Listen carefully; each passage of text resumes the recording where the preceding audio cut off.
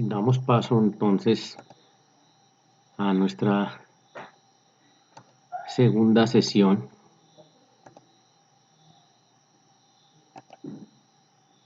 y dentro del esquema del capítulo primero vamos entonces a aproximarnos a el proceso griego, que es el primero, no sin antes advertir de la evolución histórica de los sistemas procesales. Para eso, históricamente nos tenemos que ubicar en Mesopotamia. Tenemos que antes del código de Hammurabi, que han escuchado ustedes y saben, muchos lo referencian como el primero, vale decir la verdad, ya existían otros códigos en Mesopotamia antes del de Hammurabi, como se tiene evidencia, por ejemplo, del Ur-Nammu, que enfatizaba la compensación pecuniaria para los delitos cometidos y la ley del talión, desde allá nació, no como erróneamente se cree que es a partir del código de Hammurabi. Miren que ahí ya en el Ur-Nammu ya se manejaba. Que dicen muchos, y es verdad, la toman como base para las leyes del código de Hammurabi. Pero llega al código de Hammurabi teniendo origen en el Ur-Nammu. Ya nos ubicamos entonces, como la historia nos lo ha dispuesto siempre, en el código de Hammurabi, escrito en 1750 a.C. por el rey de Babilonia para la época, Hammurabi, por eso su nombre, donde unifica los códigos existentes en las ciudades del imperio babilónico. Miren que es importante aquí analizar que ya empiezan a unificar los códigos que ya existían, o sea, ya habían varios, ya se disponían de varias normatividades, tanto sustanciales como procesales, pero lo que Hammurabi hizo fue unificarlos, y eso al final es la tarea que se han dado la mayoría de países para poder establecer su régimen judicial. Ya como tal, el código de Hammurabi consta de un monumento, tenemos la gráfica en forma de cono tallado en roca de diorito, una piedra negra que tiene 2.25 metros de altura, 1.60 de circunferencia en la parte superior y 1.90 en la parte de la base. Su superficie va cubierta por un denso texto que se dispone de 46 columnas de escritura cuneiforme acadia, que ahí es donde empezamos a ver y a evidenciar el reflejo de las normas que manejaban y las dejaron allí y las grabaron allí precisamente para que ese monumento se constituyera en un bien público, lo que hoy podríamos conocer fácilmente como un documento público al cual llegaban y la gente tenía acceso para poderlo mirar, leer, analizar y saber que eso era lo que les iba a regir. Se hizo con el fin de aplicar justicia.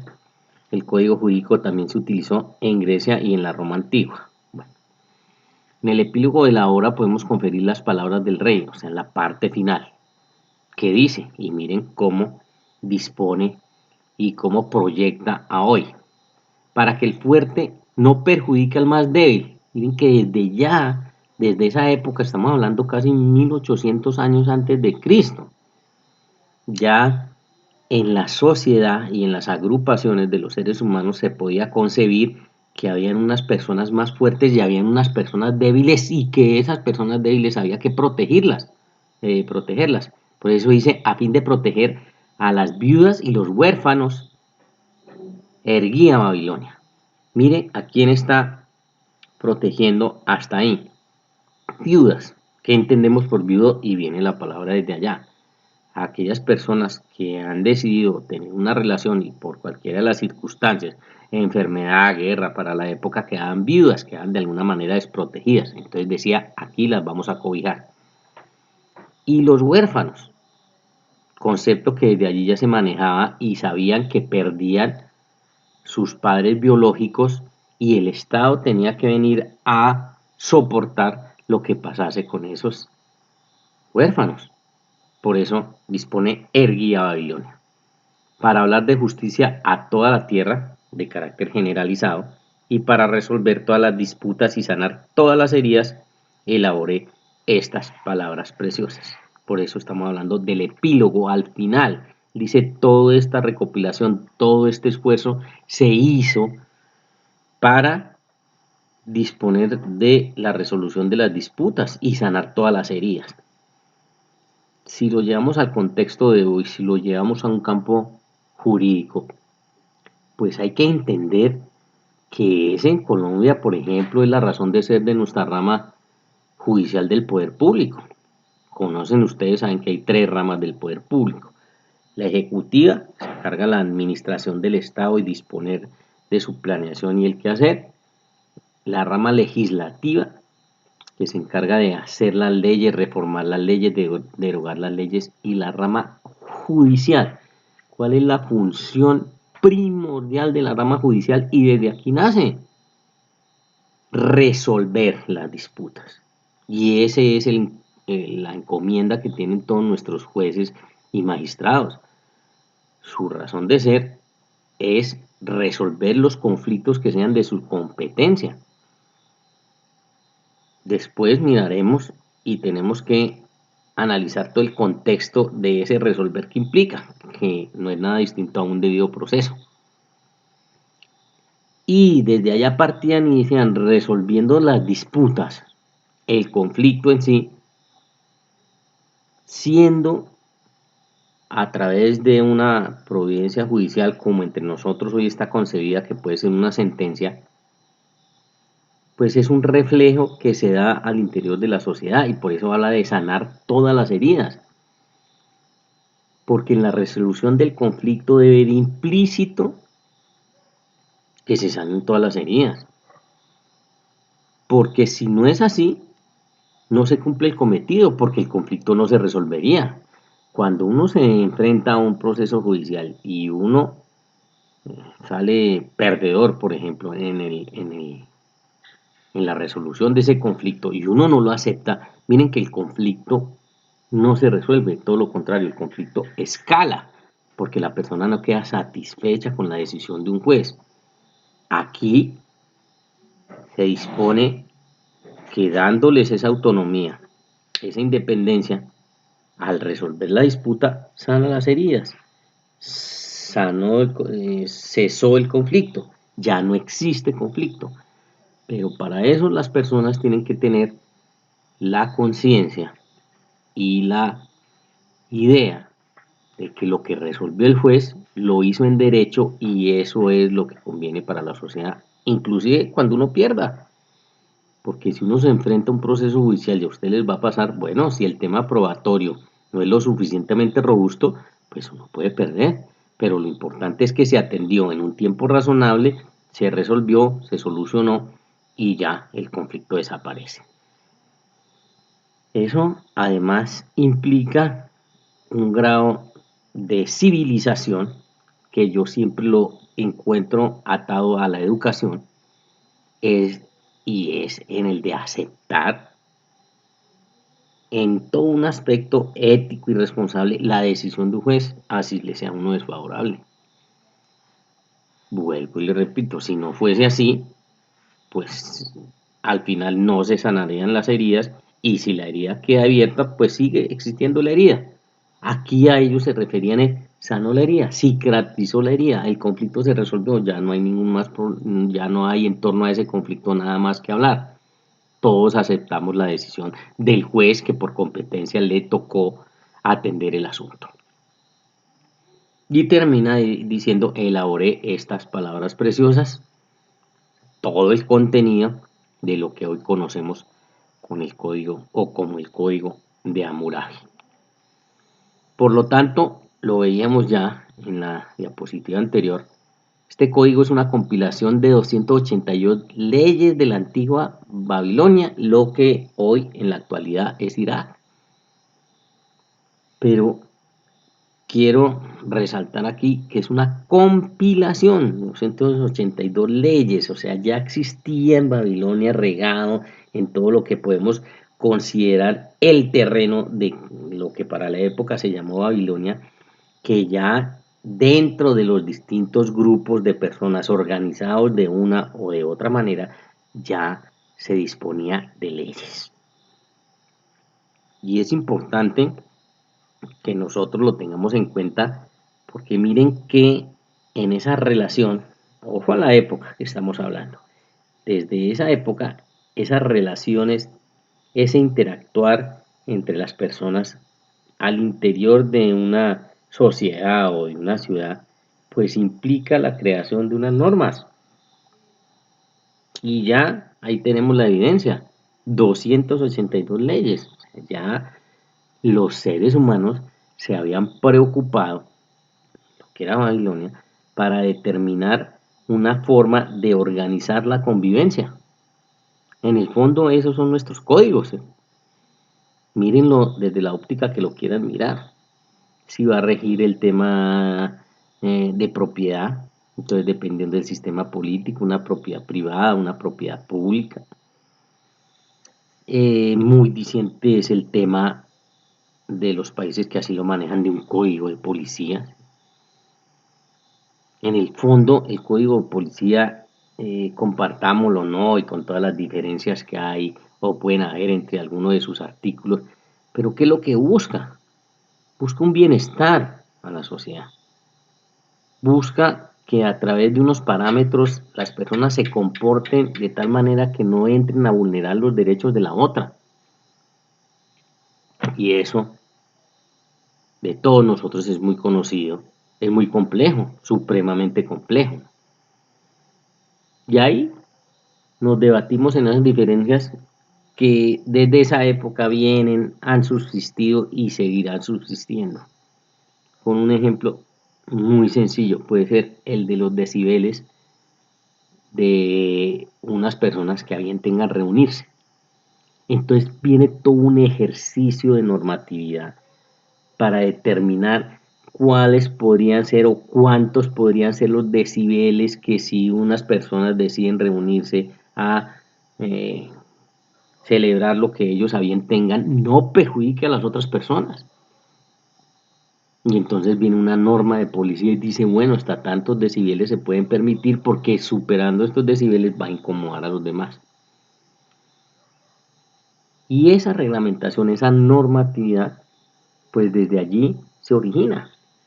Hoy la tenemos en todos los contextos de nuestra vida diaria. Si miramos en las ciudades donde nosotros vivimos, en los municipios donde nosotros vivimos, hay un régimen de normatividad que nos rige. Y entonces, por ejemplo, hay unas calles, hay unos andenes, hay unos servidumbres de electricidad, unas servidumbres de agua, bueno, de servicios públicos en general, de gas domiciliario, y busca o pretende un favorecimiento al interés general sobre el particular. Por eso es que el Estado me reprime o me podría reprimir si yo estando en un inmueble que es de mi propiedad y en Colombia se respeta la propiedad privada, ejemplo, en el andén por donde pasa el conducto o el ducto de gas domiciliario, yo decir, pero es que estoy aquí en lo mío y yo simplemente no quiero dejar que pase y lo voy a interrumpir, lo voy a romper, lo voy a taponar. Bueno, habrán todo un régimen de normas que dicen esto es un interés general sobre uno particular, por lo tanto los particulares están obligados a respetar el paso de esta servidumbre, en ese caso de gas domiciliario. Y así se ha organizado todo y también, si ustedes van un poquito más allá y miran con cuidado, pues es el régimen que nos rige para todo, de comportamiento, ¿cierto? Unas normas que se establecen para la convivencia. Y ahí nos podríamos quedar en todos los ejemplos, ¿no? El tema de manejo de aguas residuales, el tema de manejo de agua lluvia, en fin, y todas regladas. Y si vamos a esa reglamentación, ¿eso qué implica? Unos códigos de convivencia. Entonces, norma sustancial en lo civil, más particular en el ejemplo que estábamos dando, una norma de policía. Y se aplica de esta manera porque se han creado unas normas de carácter general, como siempre lo es, ¿cierto? General y abstracta, para que permita la convivencia entre las personas en un lugar geográfico predeterminado. Y ese, en el fondo, es todo el ir y venir del aspecto judicial, reglamentar todas las actividades humanas. La ciencia va siempre un paso adelante al tema de la reglamentación, al tema jurídico, pero lo obliga a que entre a reglamentarse.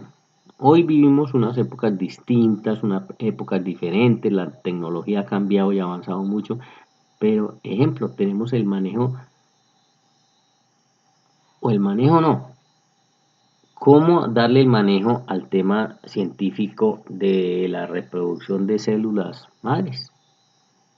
Y vean que la ciencia ya lo ha logrado, ya se ha podido disponer de la creación de dos seres idénticos y bueno, con todo eso lo que implica. Y detrás viene el derecho tratando de reglamentar, bueno, esto hay que mirar con cuidado cómo y quiénes pueden manejar esto para que no nos va a desbordar y no vamos a entrar en un caos a nivel social, de que eso fuera libre y cualquiera pudiese manipular células madres y poder crear dentro de su saber y entender científico, bueno, no sé, por ejemplo, solo algunas partes del órgano del ser humano, no en una integridad, sino, ejemplo, una pierna. Y poder a través de la ciencia y de la tecnología duplicar esa pierna. Pero vean que la complejidad abarca a todo el ser humano y ahí entonces tiene que entrar a reglamentar y se ha reglamentado por todos los países. Bueno, este manejo de lo que nos ha llevado la ciencia en cuanto al manejo de las células madres tiene unos parámetros. ¿Esos parámetros qué son en el fondo? Normas. Normas que se ven reflejadas y en dónde tienen que estar reflejadas en las distintas constituciones, en los códigos sustanciales, en los códigos procesales. Códigos de comportamiento, normas de comportamiento. Como estamos hablando de ese aspecto histórico, pues esa es la alusión grande aquí, que en 1800 años antes de Cristo ya había todo un ejercicio normativo en ese mismo sentido. Lo único distinto es que por razón del avance de la ciencia y de la tecnología, pues nos hemos visto abocado a otros escenarios, pero en el fondo son los mismos, sino que van evolucionando con la época. Vamos aquí de manera deliberada a mirar unos aportes que hizo la humanidad, porque esto es a todo el globo terráqueo este código de Hammurabi. Y encontramos, llamo la atención, porque van a ver usted reflejado esto en muchos otros microcomponentes, en muchas otras asignaturas, pero mire dónde tiene su origen. El principio de la presunción de inocencia, desde allí se establece. Ese es considerado de los ejemplos más tempranos en la historia, pues sugiere que el acusado o el acusador tienen la oportunidad de aportar pruebas. Y ojo que de ahí van a surgir y van a nacer muchísimos principios. Porque nos dirá, y es un paradigma que se ha establecido entre nosotros, y ustedes lo escuchan y a toda hora lo trajinamos, pero ya le empiezan ustedes a encontrar la importancia jurídica. Dame la prueba y te daré el derecho. Entonces, listo. Toda persona se presume inocente hasta que se le demuestre lo contrario. Y nace ese principio que ustedes lo han analizado, lo conocen y está en nuestra Constitución. El principio de la presunción de inocencia de todas las personas. De tal manera que para derribar esa presunción de inocencia tiene que someterlo a un debido proceso y le tiene que probar que no es inocente, sino todo lo contrario, culpable.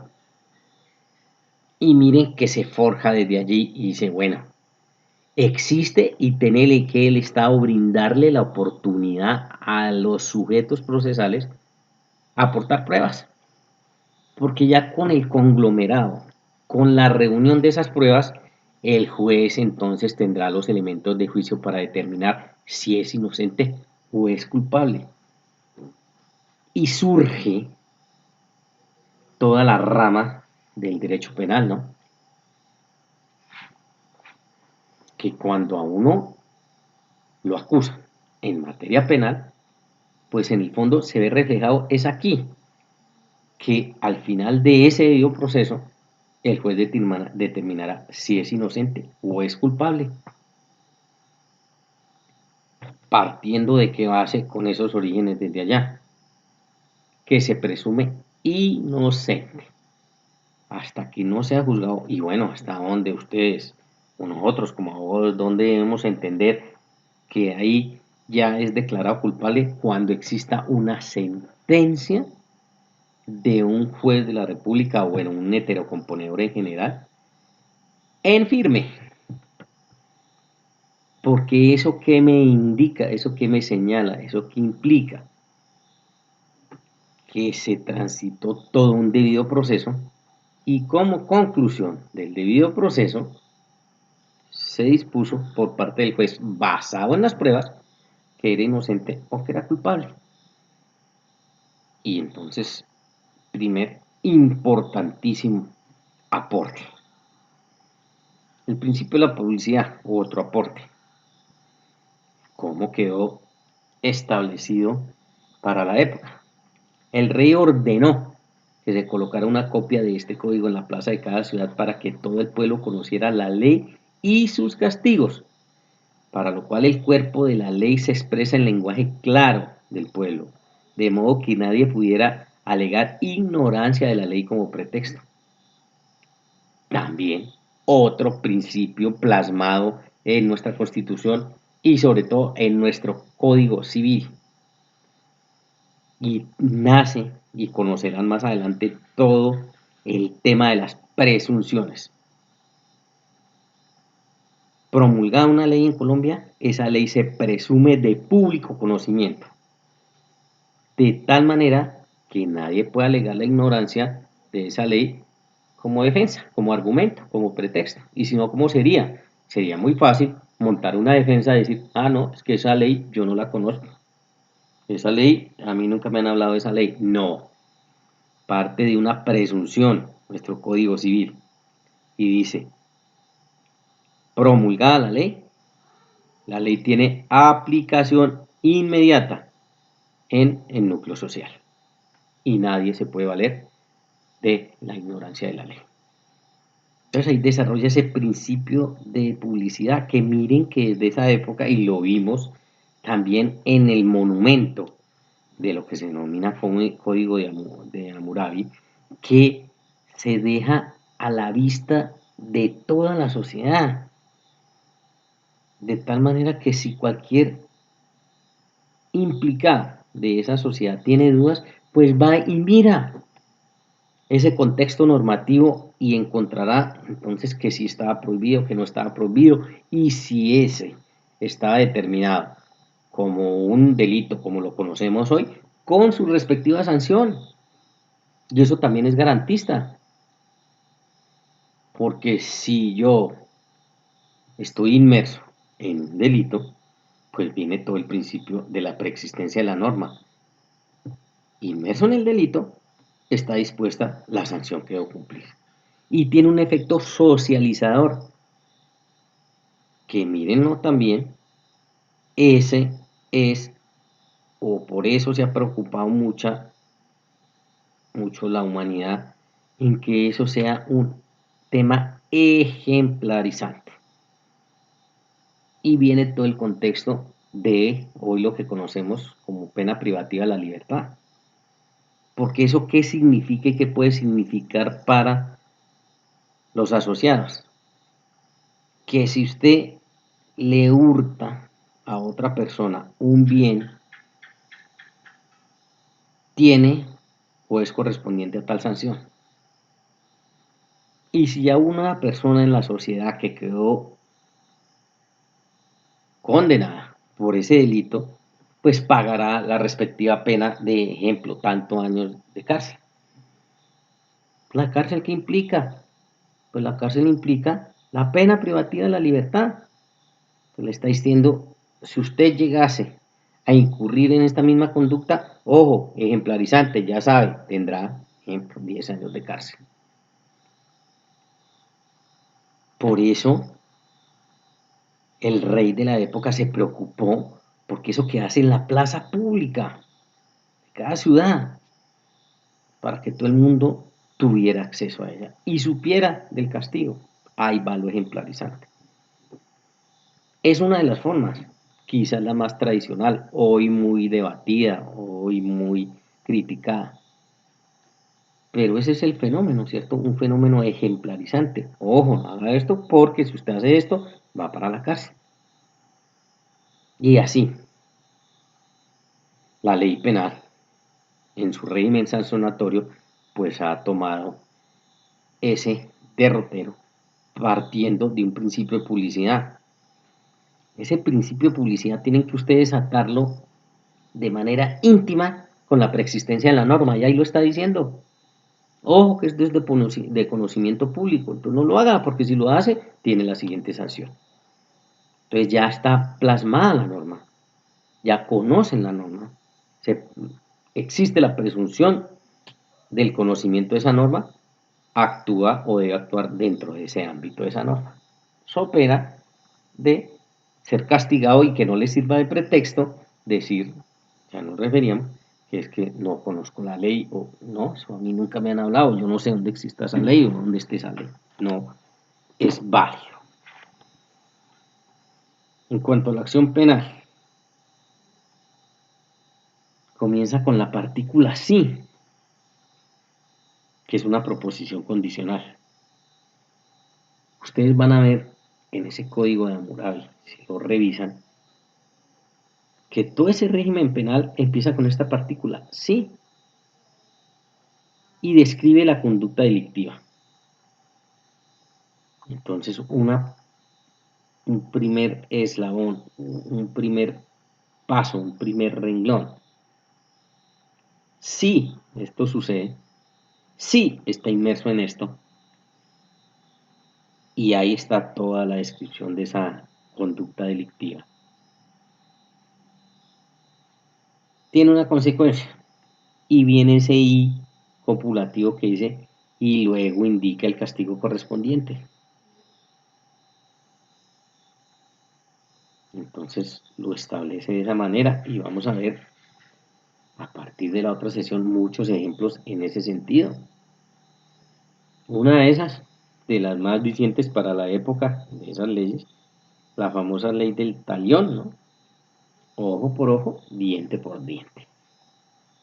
Usted lo que hace, usted a sí mismo lo paga. Hoy muy criticada y muy reprochada, ¿no? En la mayoría de constituciones del mundo pues la erradicaron, ¿no? Pero en la época y para la época que estamos hablando, pues existió y se dispuso y por eso aplicaba ojo por ojo, diente por diente, ese ejercicio de la ley del talión. Importante entonces aquí para redondear esta segunda sesión, que todo ese régimen de acción penal, y ojo que me estoy refiriendo a esa rama del derecho y todas las que hoy derivan, no todo el tema disciplinario, en fin, todas las que cobijan. La descripción primero de la conducta delictiva y por eso el ejercicio en materia penal de los litigantes, de los jueces allí, claro, lo primero que tiene que enfocarse es en que exista la conducta delictiva. Porque es que si usted en la defensa logra demostrar que no existió esa conducta delictiva o que no hay conducta delictiva, pues no hay lugar a castigo. Y eso incorporándole también todo el régimen de prueba. Y son cosas del sentido común bien dicientes. Por ejemplo, a mí ni a nadie en Colombia lo pudiesen acusar de un homicidio si no hay cadáver.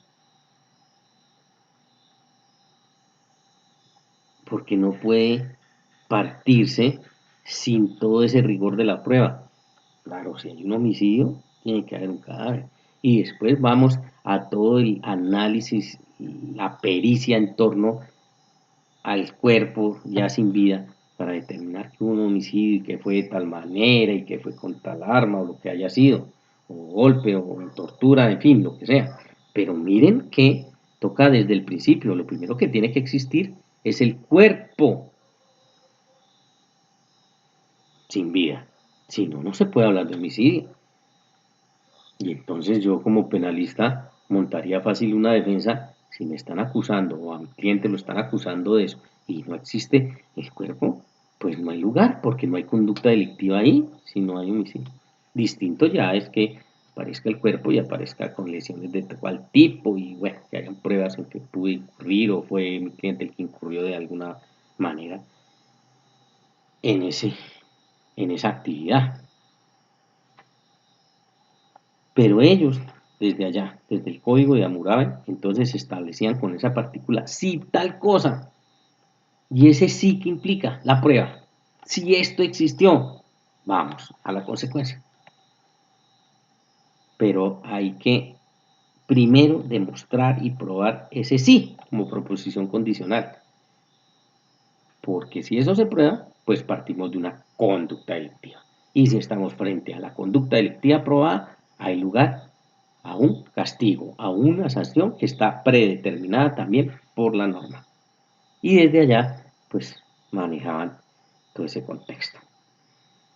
Entonces, yo creo que por ahora, pues hasta ahí, segunda sesión, y procederemos pues a continuar cuando nos corresponda con nuestra tercera sesión.